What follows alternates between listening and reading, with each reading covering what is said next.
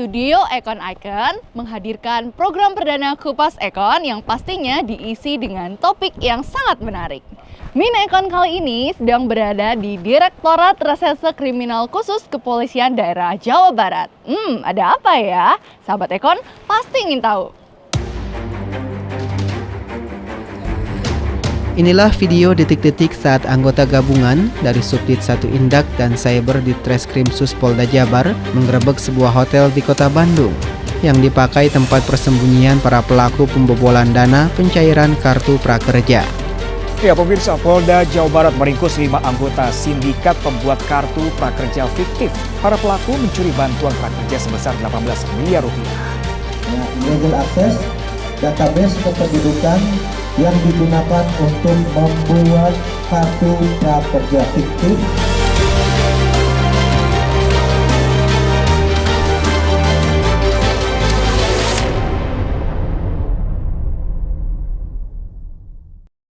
Dengan gerak cepat pihak kepolisian, baru-baru ini telah dilakukan pengungkapan sindikat joki pendaftaran program kartu prakerja yang menimbulkan kerugian yang sangat besar bagi negara. Tentunya, hal ini sangat merugikan Sobat Econ yang telah bersusah payah mendaftar untuk bisa mengikuti program kartu prakerja. Bagaimana sih potret lengkap penanganan kasus ini? Yuk ikutin Min Econ berbincang langsung dengan Kombes Pol Arif Rahman selaku Direktur Reserse Kriminal Khusus Polda Jabar.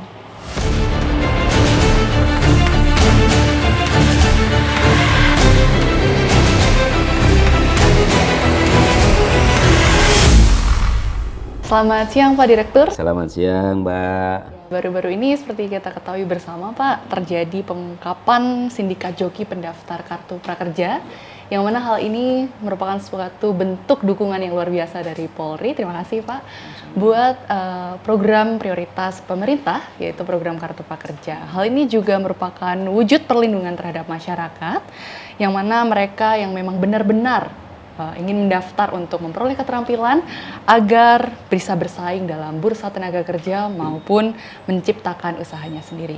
Nah, Pak Direktur, sebenarnya bagaimana gambaran dari kasus ini sehingga pada akhirnya pihak Polri mampu mengungkapnya? Baik, terima kasih. Awalnya tentunya kami Direktorat Kriminal Khusus Polda Jawa Barat mendapatkan direktif dari Bapak Kapolri, Bapak Kapolda tentang bagaimana kita mengamankan program pemerintah tentang pemulihan ekonomi nasional, yang salah satunya adalah program unggulan kartu prakerja.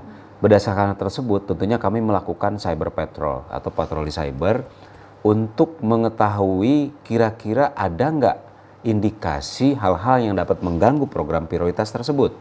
Nah, berdasarkan hasil penyelidikan kami, ditemukanlah suatu kegiatan yang menurut kami ini cenderung untuk mengarah kepada hal yang negatif, ya, yaitu melakukan illegal access, illegal authorization, dan illegal theft.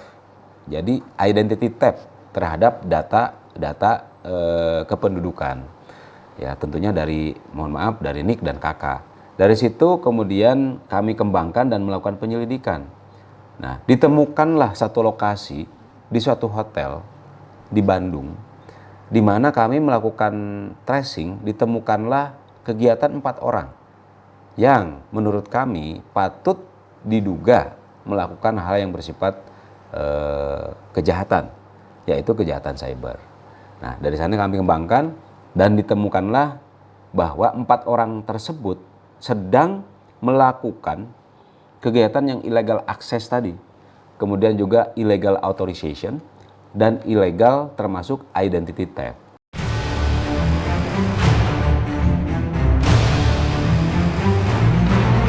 Di sini ada illegal access yang dilakukan, yang kedua adalah identity theft yang dilakukan, dan yang ketiga tentunya ada illegal authorization.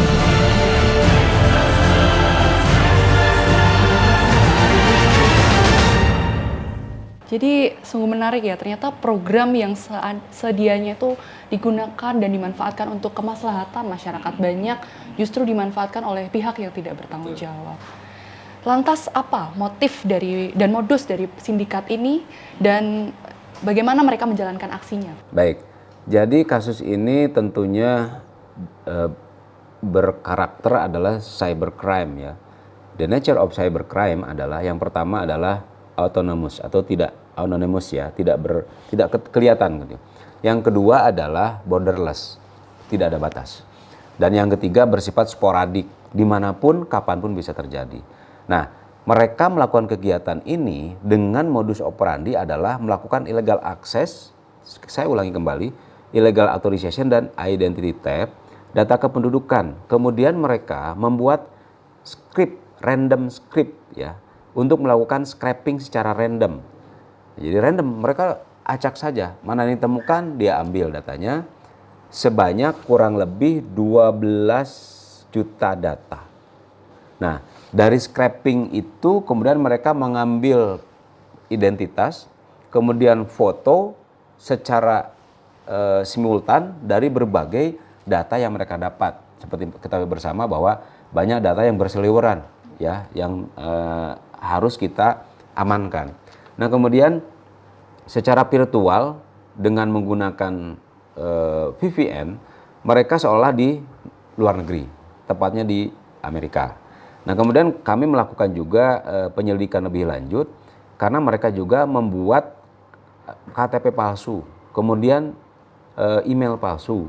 Nah, kami membypass, bahkan mereka juga membuat itu adalah untuk membypass video pelatihan dari program prakerja yang sedang digalakan oleh kementerian. Nah, tentunya setelah kami lakukan penggerbekan, ditemukanlah 4 orang tadi.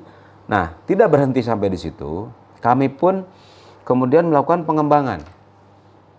Sebenarnya siapa hackernya? Ditemukanlah satu titik di Kalimantan, sehingga kami berangkat ke Kalimantan dengan tim, ya, tepatnya di Kalimantan Timur kalau tidak salah, ya betul di Kalimantan Timur.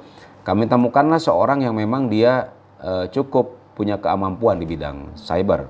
Nah, kemudian kami tangkap, terbukalah bahwa mereka juga membuat akun palsu, rekening palsu untuk mengalirkan hasil kejahatan tersebut.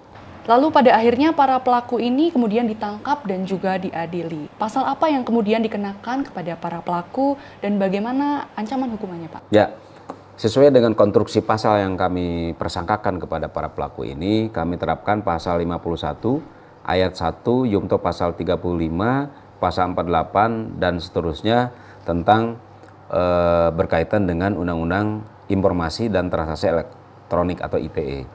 Kemudian selain itu juga kami kenakan juga pasal-pasal terkait dengan Undang-Undang tentang Kependudukan dan Administrasi. Ancaman hukumannya kami terapkan secara berlapis, yaitu kami terapkan 12 tahun penjara. Supaya hal ini dapat menimbulkan efek jera bagi para pelaku yang lainnya. Kenapa demikian? Karena kita sama-sama tahu bahwa program ini sangat-sangat penting bagi masyarakat. Nah, oleh mereka dimanfaatkan dalam waktu 2 minggu, kurang lebih 2 minggu, mereka mendapatkan keuntungan kurang lebih 3,4 miliar.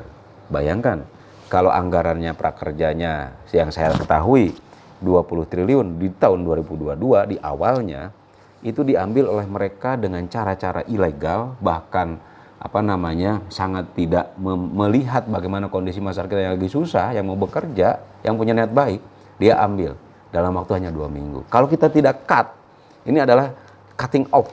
Kalau nggak kita cut, habis dana segitu besar dari pemerintah untuk masyarakat, dinikmati hanya oleh 5 orang.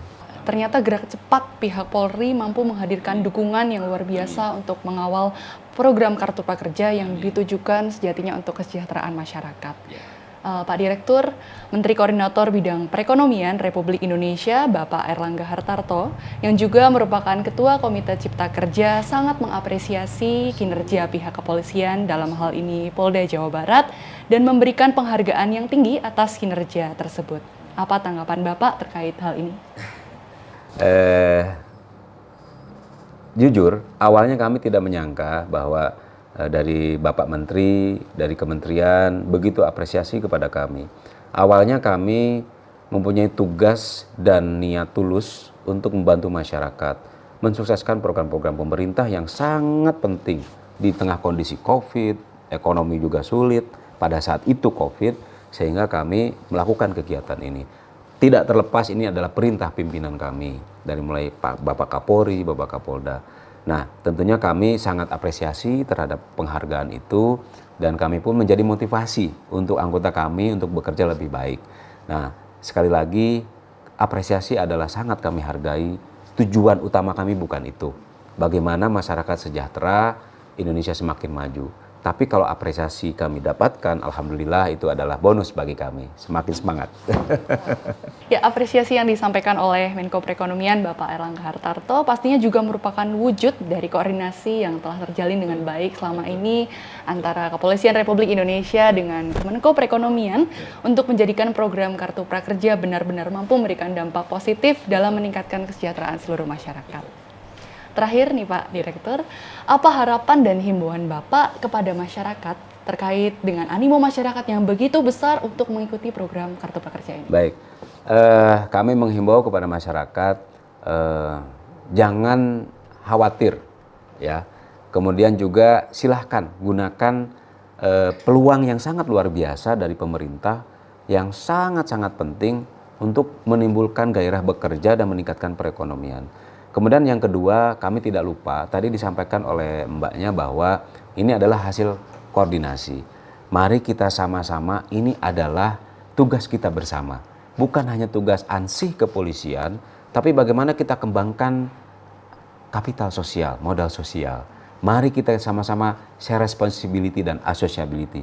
Tanggung jawab bersama dan kebersamaan bersama. Yang kedua, mari kita sama-sama share sense of belonging. Ini milik kita yang sudah disampaikan oleh pemerintah.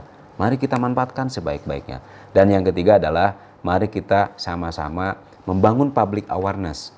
Mari kita jaga. Kalau ada kegiatan-kegiatan yang ilegal yang mungkin masyarakat mengetahuinya, mohon dengan hormat laporkan kepada kami. Dan sudah kami buktikan dalam waktu 2 kali 24 jam kasus ini bisa kami ungkap.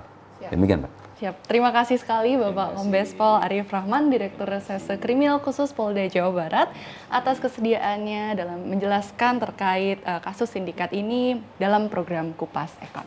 Sampai di sini, sahabat Ekon, perbincangan kita mengupas tuntas manipulasi data pribadi dalam program Kartu Prakerja. Pastinya program Kupas Ekon akan terus hadir dengan berbagai topik yang menarik. Tentunya syarat dengan informasi bagi seluruh sahabat Ekon dimanapun berada. Jangan lupa untuk like, komen, subscribe, dan juga follow akun media sosial Kemenko Perekonomian. Sampai jumpa. Sampai jumpa, terima kasih.